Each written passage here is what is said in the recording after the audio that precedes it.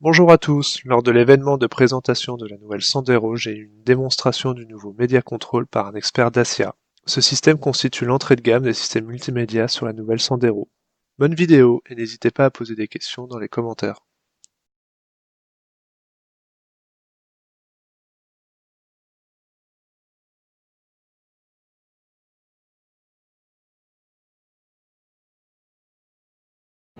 Donc on a le bouton Home qui est spécifique à cette version Media Control qui permet, quand on appuie, d'aller sur le menu de base du tableau de bord. Donc on a l'univers véhicule, après on a l'univers radio, l'univers multimédia, téléphone et réglages.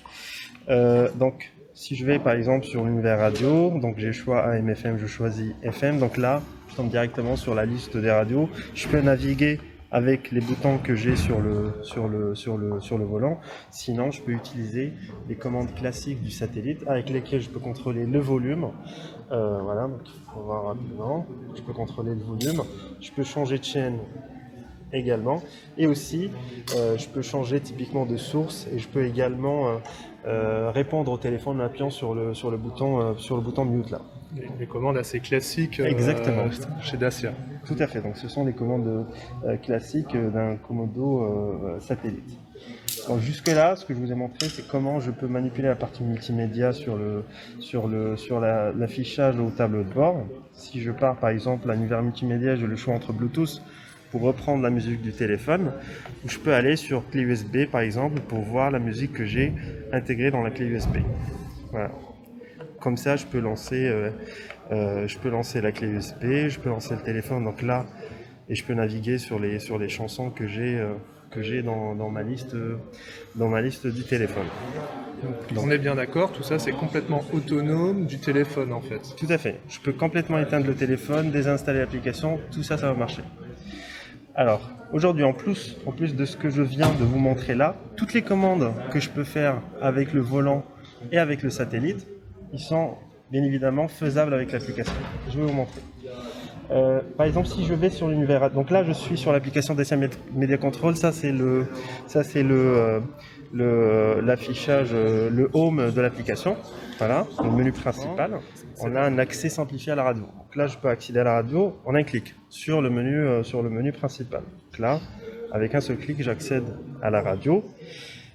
J'ai également le contrôle du volume parce que c'est des choses que je peux avoir, c'est assez simple, c'est assez ergonomique, surtout en situation de conduite. Je peux également mettre en mute, je peux remettre de la musique. Voilà. J'ai également ce slider pour le tuning de la fréquence.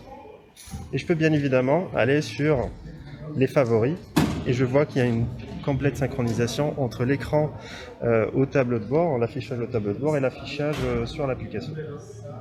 Bien évidemment, je peux aller sur la liste des radios et je peux également changer de source. Je peux aller sur la musique que j'ai dans le téléphone. Voilà, je peux changer de musique, je peux slider, je peux jouer le volume et en plus, je peux également travailler sur tous les paramètres du multimédia. Je peux paramétrer le son quand je suis en situation avec des haut-parleurs ça dans les conditions d'un véhicule et pas dans le banc. Je peux bien évidemment paramétrer ça par rapport à l'usage que je veux. Je peux reset, voilà. Je peux régler les basses et les aigus. Après, tous les paramètres de base que je peux avoir dans une radio, je les ai sur l'application. Et elles sont présentes, elles sont aussi présentes via Oui, tout à fait. le téléphone. Ouais. Voilà. Donc là, on a l'univers radio. En fait, de la radio, je peux accéder à l'univers multimédia, mais je peux également y accéder à partir du menu principal. Voilà, donc là, j'ai accès direct à l'univers multimédia. Je peux choisir la source. Je peux être soit sur la clé USB, parce que là, j'ai la clé qui est branchée, ou je peux être sur le contenu du téléphone. Alors, donc ça, tout ce que je vous ai montré, c'est les choses qui existent déjà dans la radio et que je peux contrôler avec l'application. Qu'est-ce qu'on a en plus par rapport à l'usage radio? Donc on a l'onglet navigation. Donc dans la partie navigation, il n'y a pas de navigation qui est intégré à l'application, mais il y a plutôt un contrôle, un accès simplifié à la navigation via l'application. C'est-à-dire qu'on essaie qu'un conducteur, quand il lance Dacia Media Control, qu'il n'ait pas besoin d'aller chercher les applis à droite à gauche, qu'on essaie d'avoir le maximum d'applications qui sont utilisées dans l'univers Media Control. Et là, on peut typiquement choisir son application par défaut préférée. Donc là, d'abord l'avoir téléchargé sur son téléphone et ensuite on peut l'appeler via l'application Dacia. En fait. Tout à fait, parce que l'application Dacia, elle détecte les applications de navigation et elle me sort là la liste de toutes les applications qui sont disponibles. Alors je vais rester sur Waze pour une raison que je vais vous montrer tout de suite. C'est qu'avec Waze, on a la possibilité d'avoir ce qu'on appelle le back button. C'est une sorte d'intégration entre Media Control et l'application Waze qui permet une navigation assez simple entre les deux applications. C'est-à-dire que je ne suis pas obligé de sortir, d'aller sur le menu du téléphone, mais je peux accéder directement... Et ce bouton, il est disponible que sur Waze. Que sur Waze pour l'instant. Donc ça, c'est pour la partie navigation. On a également des informations véhicules qu'on peut récupérer. Donc des informations du tableau de bord. Alors aujourd'hui, on est sur un bon statique qui n'est pas en condition de roulage. Il ne roule pas beaucoup, oui. Il est assez statique notre banc, donc du coup, on n'a pas toutes les infos. Typiquement, c'est des informations qu'on peut également avoir. Il y a toute la partie, tout l'univers Drive-in Echo qu'on reprend dans l'application, donc la partie par rapport au score. Qu'est-ce qu'on a d'autre? Donc voilà, donc ça c'est par rapport au parcours éco si je veux faire une évaluation de ma conduite éco. Et puis voilà, donc là il y a tous les réglages véhicules que je peux faire à travers l'application. En fait, il y a par exemple, on a un petit dictionnaire des voyants lumineux, ouais, tout à fait. On aura prochainement des vidéos qui vont montrer un peu comment utiliser l'application Dacia Media Control, donc ils sont en cours de réalisation, ils seront disponibles.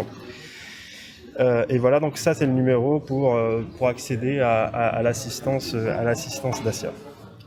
Voilà, donc il y a tout l'univers Drive Echo également. Donc ça c'est un peu l'univers véhicule. Après il y a l'univers téléphone. Je peux accéder aux contacts, je peux regarder ma liste de historique d'appels. Je peux également accéder à l'agenda s'il y a des éléments qui sont prévus, des événements. Après j'ai accès aussi à mes messages. Donc, qui sont lus, c'est ça? Ouais, qui sont lus.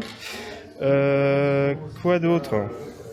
Voilà, donc là, on a les paramètres de l'application. Je ne vais pas trop rentrer dans le détail.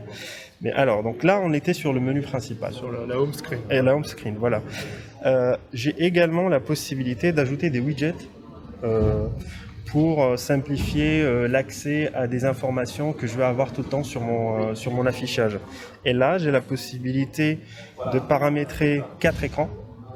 En naviguant vers la droite, et le type d'informations que je peux avoir, ils sont là. Donc je peux avoir un accès simplifié à la lecture des messages. Je peux avoir un raccourci vers la musique qui est en train de jouer et de contrôle. Je peux avoir un accès simplifié vers la navigation. Donc aujourd'hui les fonctionnalités, comme on est encore sur un banc qui ne roule pas beaucoup, donc on n'a pas les informations, mais on peut recevoir des informations du véhicule, typiquement par rapport à consommation instantanée, le comportement du conducteur par rapport au RPM. Donc voilà, on a un petit smiley qui dit si on est bon en termes de RPM ou pas. Le score eco-driving qu'on peut récupérer également, les SMS comme je vous ai dit. Alors je vais vous montrer comme ça live sur l'application. Voilà, je peux récupérer mon score. Je peux récupérer également la température ambiante. Donc voilà, je suis à 18 degrés, donc les mêmes informations que j'ai sur la radio. Donc ça c'est pour la partie widget. Après, il y a des raccourcis que je peux ajouter sur la partie gauche des écrans. D'accord, sur la droite ce sont des widgets, sur la partie gauche ce sont des raccourcis. Tout à fait. Et là, typiquement, je peux ajouter des raccourcis d'applications qui sont dans mon téléphone pour lesquels je vais avoir un accès plus simplifié, c'est-à-dire ne pas quitter l'univers Dacia Media Control pour aller chercher dans le menu du téléphone, mais plutôt un accès simplifié. Et donc, du coup, je peux avoir des applications de navigation, d'applications d'information par rapport au prix des carburants, par exemple l'essence Syntco, de la radio numérique, Deezer. Et là, par exemple, ce qu'on voit là, c'est le nom d'une personne. Donc du coup, c'est un accès simplifié pour appeler la personne directement en appuyant sur le bouton. avoir aussi des... Si j'utilise pas le téléphone, le socle il est assez discret. Si je veux mettre le téléphone, je lève la partie supérieure, puis je mets le téléphone et puis c'est tout. Très simple. Ouais. En plus, il y a des petites pistes là qui ont été prévues pour qu'on évite d'appuyer sur les boutons extérieurs du téléphone. Le Media Control est un système qui se veut simple. J'ai trouvé l'emplacement et l'utilisation de la trappe pour installer son smartphone bien fait. Par contre, j'ai quelques réserves sur l'absence de boutons sur la console centrale permettant par exemple aux passagers de faire varier facilement le volume ou de changer de radio si le smartphone n'est pas installé avec l'application. J'espère que cette vidéo vous a plu, n'hésitez pas à vous abonner à la chaîne et à mettre un petit pouce bleu.